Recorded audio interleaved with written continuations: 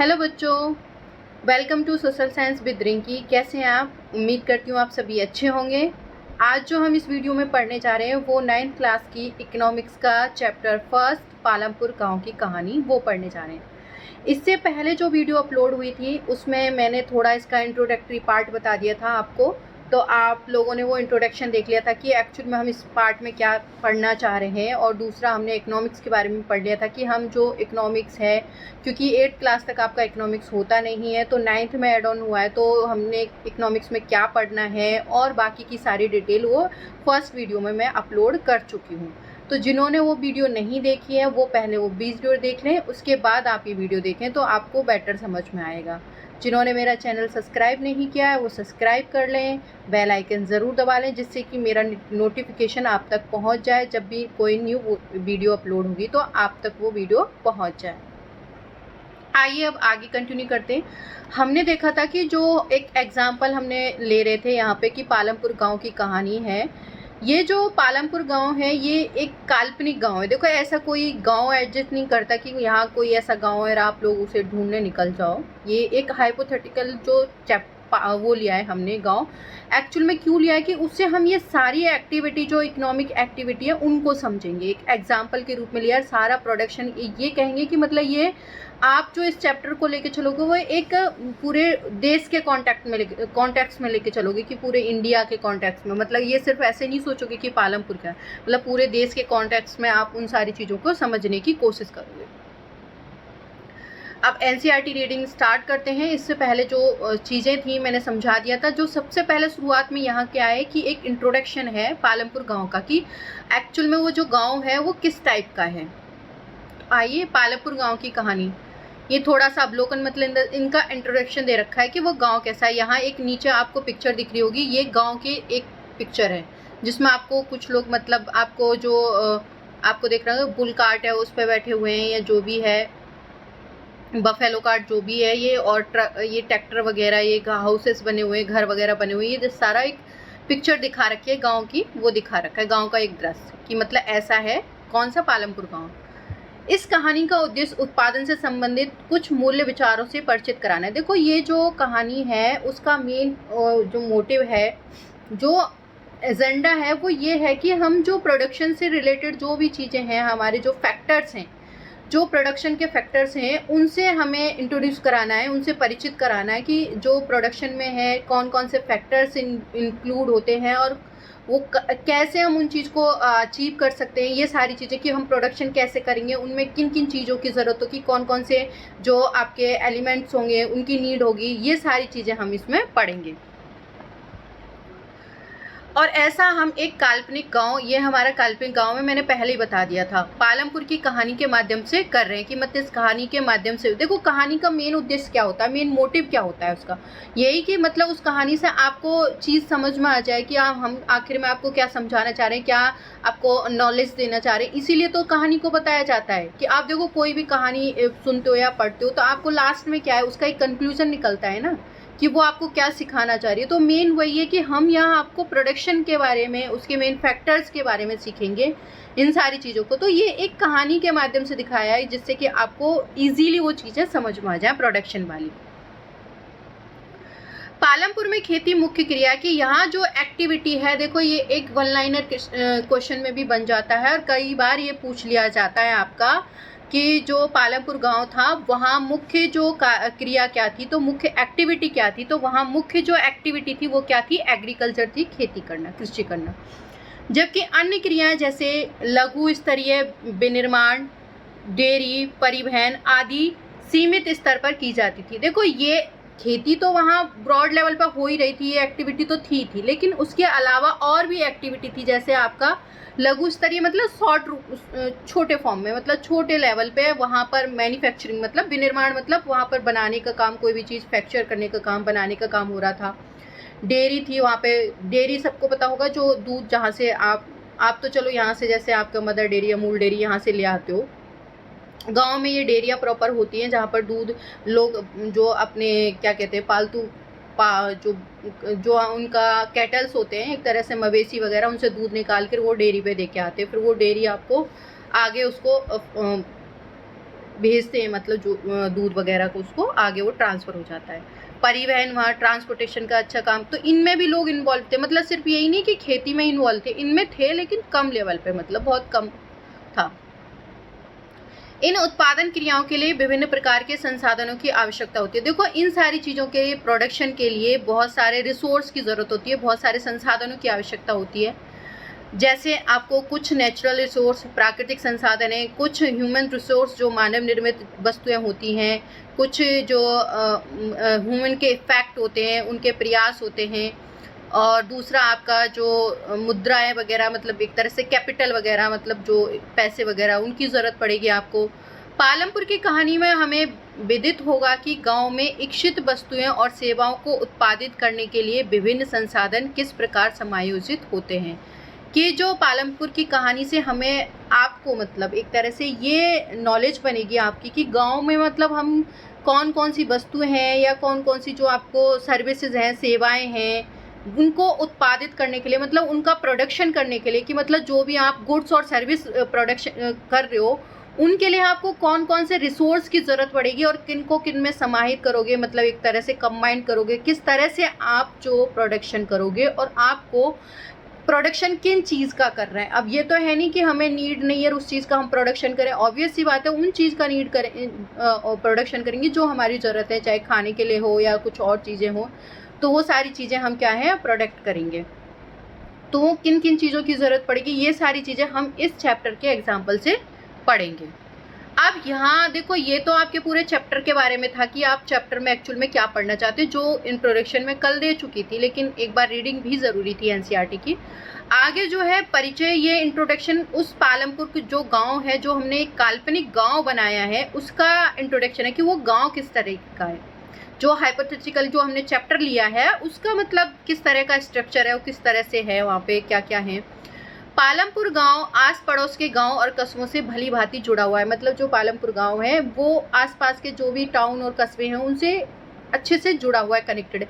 देखो, जो गांव से बिलोंग करते हैं उनको अच्छे से पता होगा कस्बे और इनसे मतलब कनेक्टिविटी किस तरह से रहती है, गांव की क्यों रहती है, क्योंकि कोई भी चीज़ अगर हमें गांव में अवेलेबल नहीं हो पा रही है तो हम उनसे थोड़े से बड़े शहर, टाउन या कस्बों की तरफ जाते हैं।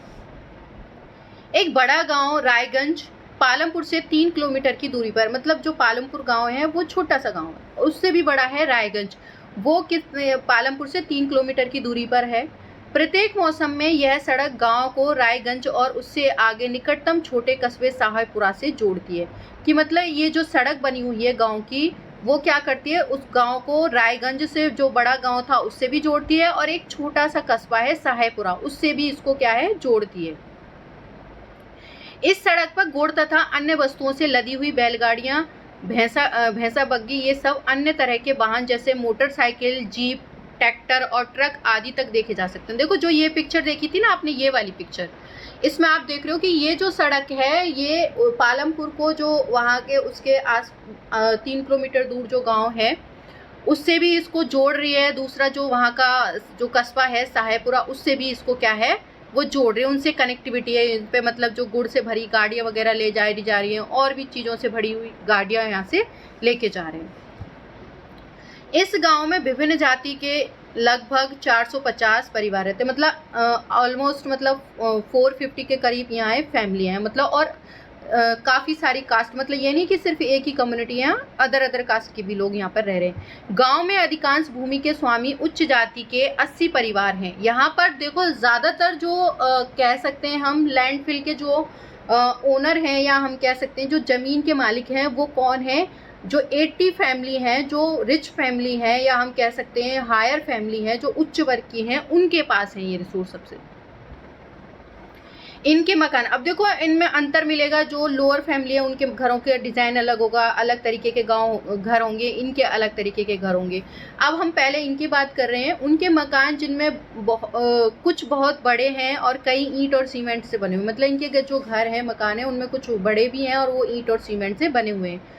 अनुसूचित जाति, जिसे हम लोअर कास्ट कहते हैं, दलित कहते हैं, कि लोगों की संख्या गांव की कुल जनसंख्या की 1/3। देखो, जो गांव की जनसंख्या है उसका 1/3 है वो तो यहाँ पर आपका लोअर कास्ट है, और सिर्फ उसके मतलब जो 80 फैमिलीज हैं वो ही हायर मतलब उसकी कास्ट के लोग हैं, और लेकिन आप देखोगे रिसोर्स सबसे ज़्यादा वो यूज़ कर रहे हैं, और 1/3 जो लोग हैं उनके पास बहुत कम रिसोर्स हैं।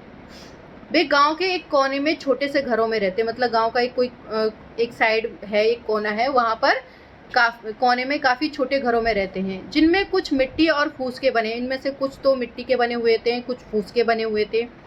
अधिकांश के घरों में बिजली है, मतलब ज़्यादातर लोग जो हैं उनके घरों में बिजलियां हैं। देखो यहाँ गांव की स्थिति बताई जा रही है कि वहाँ हर चीज़ अवेलेबल है। खेतों में सभी नलकूप बिजली से चलते, कि मतलब यहाँ पर अगर मान लो बारिश ना हो तो एग्रीकल्चर के लिए, इरिगेशन के लिए यहाँ पर क्या है, जो आपके मोटर पंप वगैरह, नलकूप वगैरह वो यूज़ किए जाते हैं। वो क्या किससे चलते हैं? इलेक्ट्रिसिटी से, बिजली से। कहीं कहीं आपने देखा होगा, कहीं गांव में मतलब कहीं पर वो इंजन टाइप के चलते हैं, वो डीजल वगैरह से चलते हैं। तो यहाँ आप देखोगे कि इतना डेवलप्ड गाँव है कि यहाँ पर जो ये नलकूप वगैरह आपके इलेक्ट्रिसिटी से चल रहे हैं।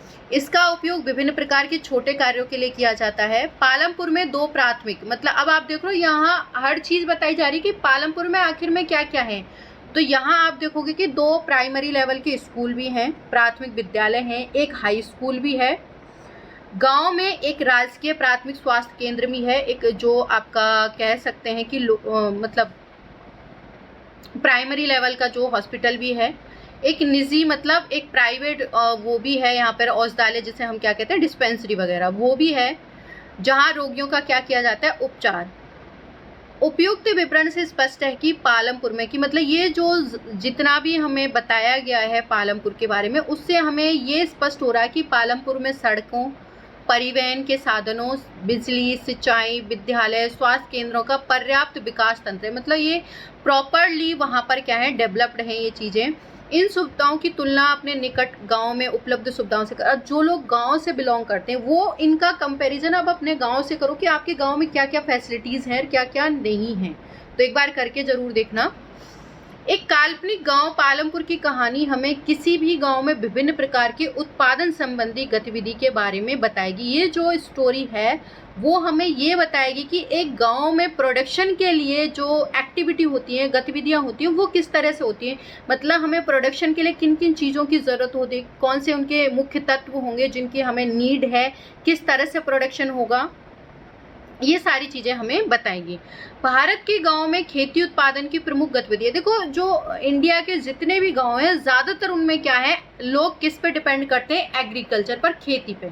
गांव में देखो कि ज़्यादातर जो एक्टिविटीज़ होती हैं वो किससे होती हैं, एग्रीकल्चर से रिलेटेड। वहाँ पशुपालन भी है, वो भी एग्रीकल्चर का ही तो एक पार्ट है। पशुपालन देखो ईजी इसलिए लगता है लोगों को, आप खेतों में फसल उगा रहे हो, ठीक है, उसके बाद जो उसके डंठल वगैरह बच जाते हैं पशुओं के लिए चारा का काम हो जाता है। अब उनके साथ साथ उन्हें देखो पशु भी पालने के लिए ईजी हो रहा है। उससे क्या है, पशुओं से उनको अनाज भी मिल रहा है, सॉरी पशुओं से उनको दूध भी मिल रहा है, और साथ में खेतों से अनाज भी मिल रहा है उन्हें।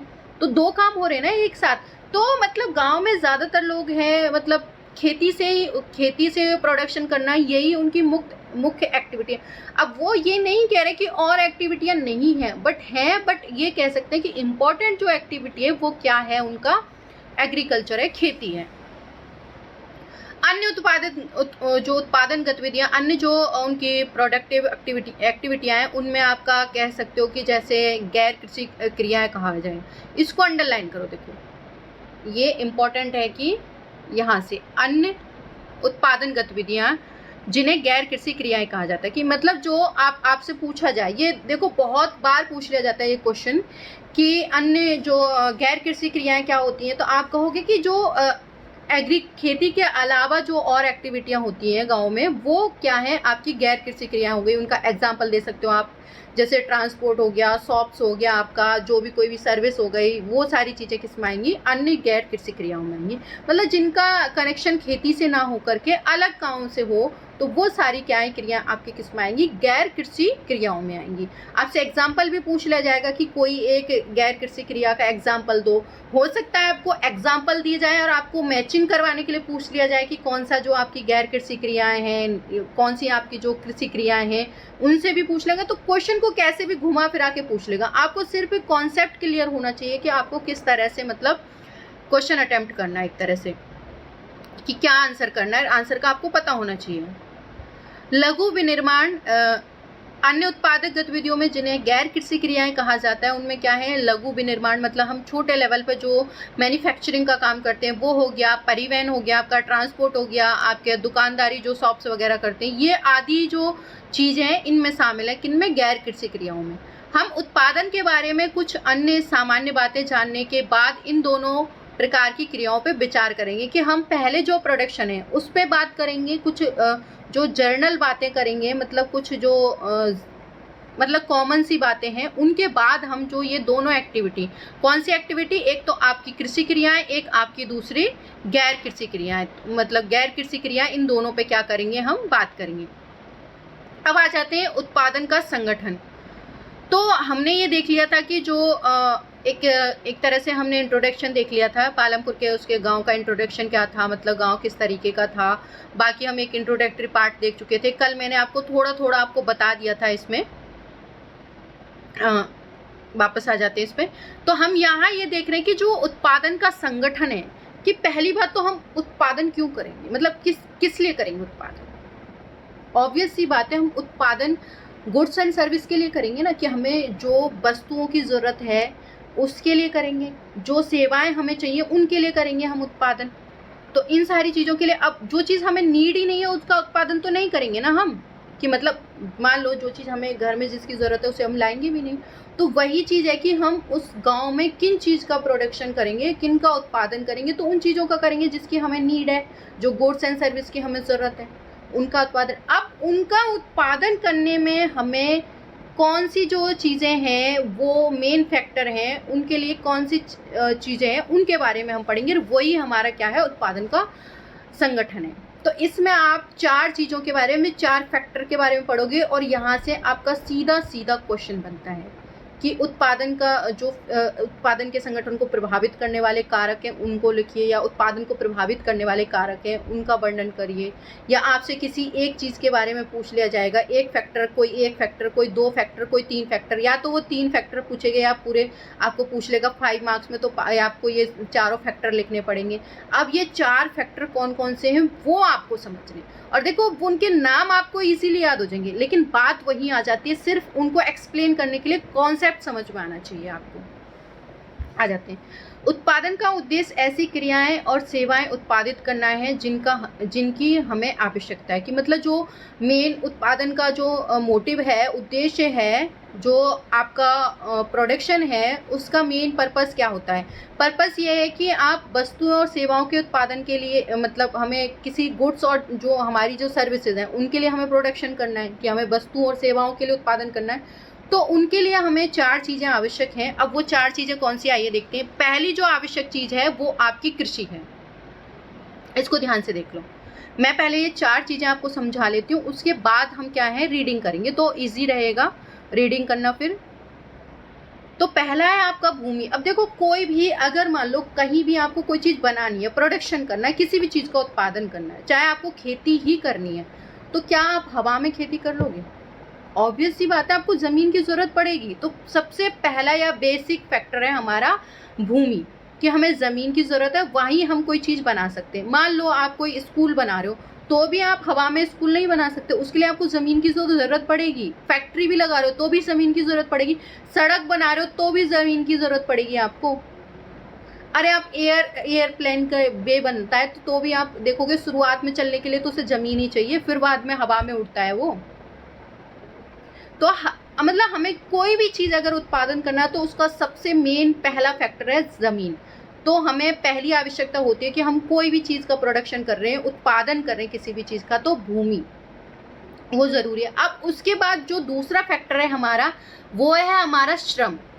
श्रम से मतलब है यहाँ हमारा वर्कर से, मजदूर से, कि हमें मतलब कोई भी चीज़ बनानी है। अब देखो, हमें अगर एक सड़क भी बनानी है तो भी हमें वर्कर्स की ज़रूरत पड़ेगी। हमें कोई फैक्ट्री भी स्टार्ट करनी है तो भी चलो मशीनों से काम हो रहा है, लेकिन उन मशीनों को चलाने के लिए भी तो हमें वर्कर्स की ज़रूरत पड़ेगी। खेती कर रहे हैं तो भी हमें वर्कर्स की, मजदूरों की ज़रूरत पड़ेगी। यहाँ जो आपके वर्कर्स होते हैं वो आपके एक तो होते हैं मतलब एजुकेटेड और एक नॉन एजुकेटेड, दोनों टाइप के हो सकते हैं। तो जैसे आप कोई सड़क वगैरह बना रहे हो तो उसमें कुछ मजदूरी का काम करना है, मतलब ढोना है, कुछ मतलब गिट्टी जो भी कुछ ज़रूरत है, तो उसमें आप देखोगे कि उनमें पढ़े लिखे की कोई ज़रूरत नहीं होती। लेकिन मान लो जहाँ आप कोई टेक्नोलॉजी विकसित कर रहे हो, कुछ भी कर रहे हो, तो उस तरह से आपको कोई सॉफ्टवेयर विकसित कर रहे हो, तो वहाँ एक एजुकेटेड इंसान की आपको ज़रूरत पड़ेगी। स्किल्ड नॉन स्किल्ड, मतलब कोई चीज़ किसी काम में परफेक्ट इंसान भी होगा, मतलब उस काम में उसी को हुनर आता होगा, ऐसे वर्कर्स भी मिलेंगे। नॉन स्किल्ड भी मिलेंगे, उनको और अदर काम में मतलब स्टार्ट कर सकते हैं वो। तो इस तरह से हमें श्रम की भी ज़रूरत पड़ती है, मतलब मजदूरों की भी ज़रूरत पड़ती है। कोई भी उत्पादन करने के लिए हम यहाँ उत्पादन के फैक्टर मान रहे हैं, देख के चल रहे हैं कि उत्पादन के फैक्टर कौन कौन से। तो पहला हमारा भूमि हो गया कि भूमि के बिना उत्पादन नहीं कर सकते, दूसरा हम वर्कर्स के बिना नहीं कर सकते, तीसरा होता है हमारा भौतिक पूंजी। देखो यहाँ हम जो पूंजी है, कैपिटल है, पूंजी से मतलब हम पैसे से ले रहे हैं एक तरह से। और पैसा सिर्फ यही नहीं कि सिर्फ आपके जो पैसों में आपका एक मुद्रा टाइप उसमें पैसे, भौतिक पूंजी से मतलब हम यहाँ समझेंगे। और उसके बाद एक और पूंजी आएगी, वो आएगी आपकी मानवीय पूंजी।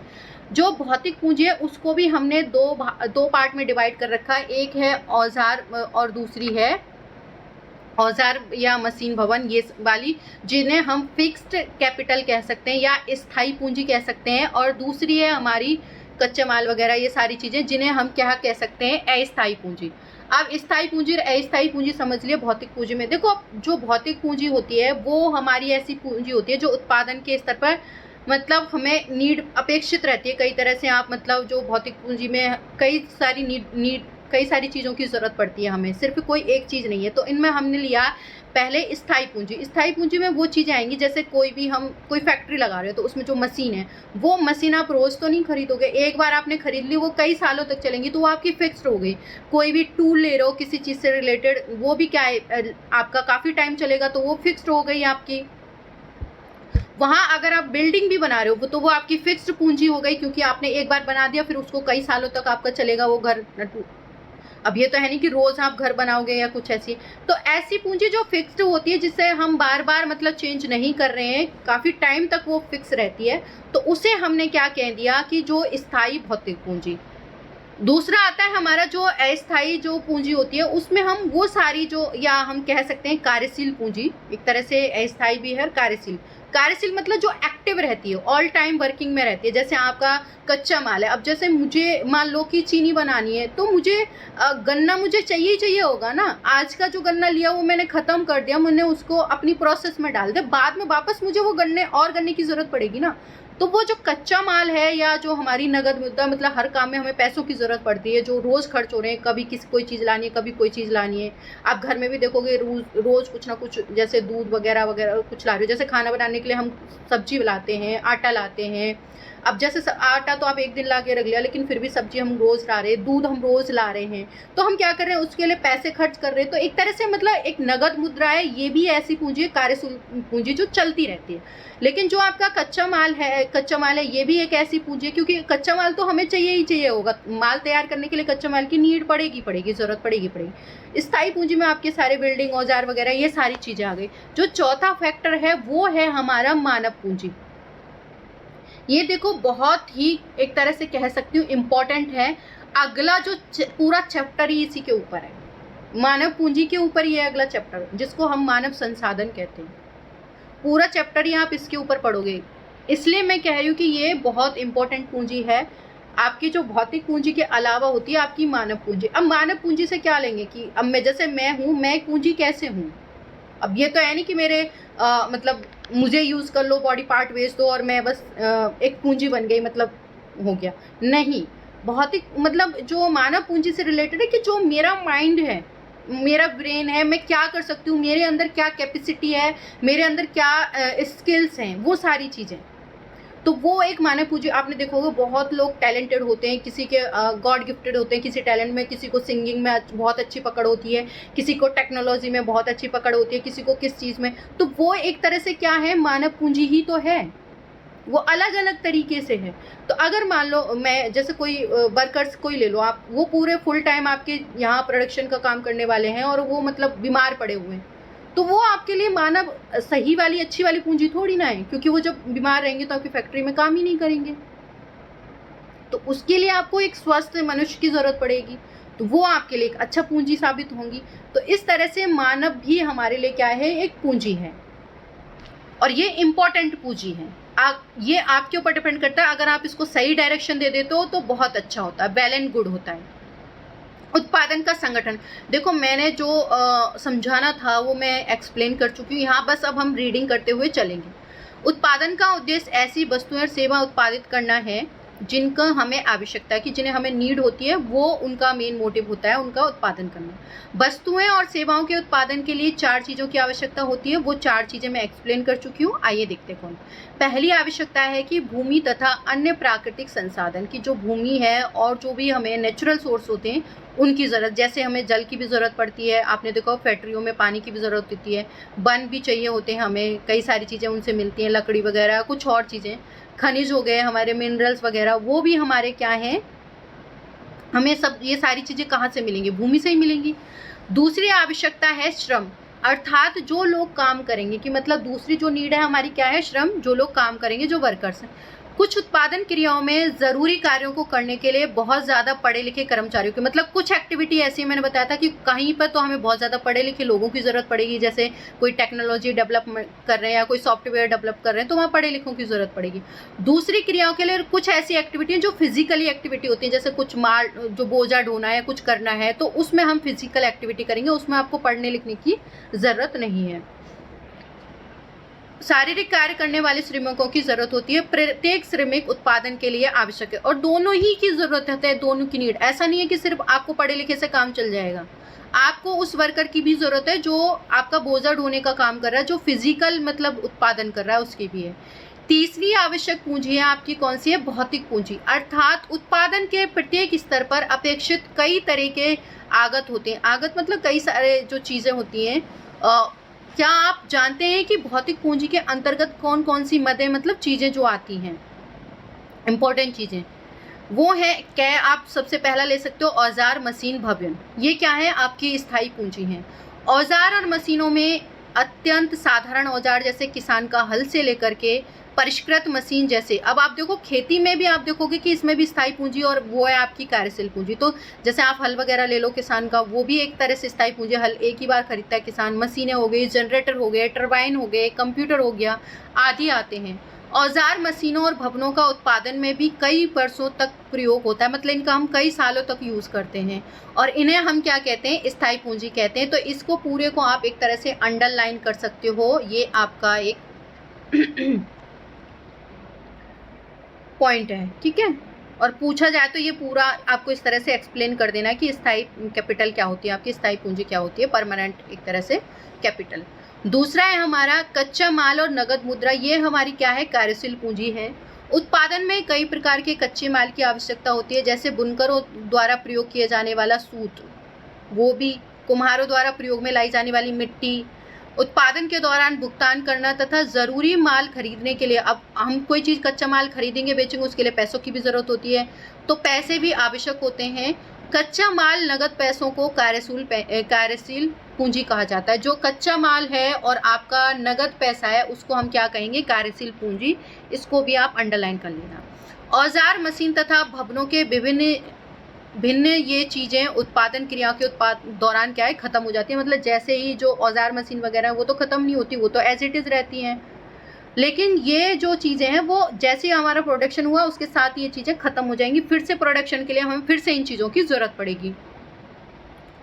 चौथी आवश्यकता होती है कि आपको स्वयं उपभोग हेतु, मतलब जो भी आपको ज़रूरत है उसके उपभोग हेतु हमें क्या है, मार्केट में जो बाज़ार में बिक्री हेतु उत्पादन के लिए हमें क्या है, भूमि, श्रम और भौतिक पूंजी को एक साथ करने योग्य बनाने के लिए, मतलब इन सारी चीज़ों को एक साथ लाना, इनको यूज़ करने, मतलब उपभोग इन द सेंस मतलब यूज़ करने योग्य बनाने का काम कौन करेगा, मनुष्य ही तो करेगा। अच्छा एक बात बताओ, मनुष्य ही ना हो तो वो जो कच्चा माल है उसको माल प्रिपेयर करने में कौन तैयार करेगा, वो मशीनें भी तो मनुष्य ने बनाई हैं। तो मनुष्य, ये सारी चीज़ों को उपयोगी योग बनाने का काम कौन करता है, मनुष्य करता है। तो इसीलिए मतलब आज उद्यम की आवश्यकता पड़ेगी। आजकल इसे मानव पूंजी कहा जाता है। ये आपको एक पिक्चर दिख रही होगी, यहाँ एक स्थायी पूंजी का एग्जाम्पल दे रखा है। ये आप देख रहे हो मशीनें वगैरह दिख रही हैं, जो वर्कर्स भी दिख रहे हैं आपको। उत्पादन, भूमि, श्रम और पूंजी को संयोजित करके संगठित, ये इसको अंडरलाइन कर लेना कि उत्पादन भूमि मतलब भूमि हो गया, श्रम हो गया, पूंजी को संयोजित करके संगठित होता है। इसे हम उत्पादन का क्या कहते हैं, कारक कहते हैं। तो ये सारी चीजें जो हमारे क्या थी, फैक्टर थी, हमारे कारक थी। पालमपुर की कहानी के पढ़ने के क्रम में हम उत्पादन के प्रथम 3 कारकों के बारे में और अधिक सीखेंगे, मतलब इनके बारे में और ज़्यादा सीखेंगे। और सुविधा के लिए इस अध्याय में हम भौतिक पूंजी को पूंजी ही कहेंगे। अब अगला है पालमपुर में खेती। ये हम नेक्स्ट वीडियो में पढ़ेंगे ये वाला टॉपिक कि पालमपुर में खेती किस तरह से होती थी। फिर बाकी के जिस तरह से हम स्टेप बाय अपने जो हर वीडियो में हर टॉपिक कवर करते हुए चलेंगे। मेरी वीडियो देखने के लिए थैंक यू सो मच। जिन्होंने चैनल सब्सक्राइब नहीं किया वो सब्सक्राइब कर रहे हैं, बेल आइकन ज़रूर दबा लें, जिससे कि मेरी नेक्स्ट वीडियो का नोटिफिकेशन आप तक पहुंच जाए। और अगर कोई चीज़ अभी भी नहीं समझ में आई है तो आप मुझे कमेंट करके बता सकते हैं। जो भी आपकी क्वेरीज हैं वो पूछ सकते हैं आप। Thank you so much.